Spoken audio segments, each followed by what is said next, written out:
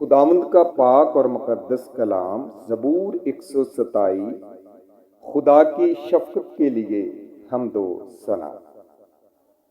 اگر خداوند ہی گھر نہ بنائے تو بنانے والے کی محنت عبث ہے۔ اگر خداوند ہی شہر کی حفاظت نہ کرے تو نگہبان کا جاگنا عبث ہے۔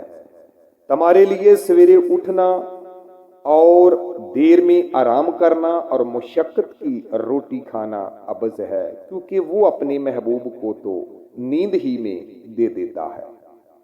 دیکھو، اولاد خداوند کی طرف سے میراث ہے اور پیٹ کا پھل اسی کی طرف سے اجر ہے۔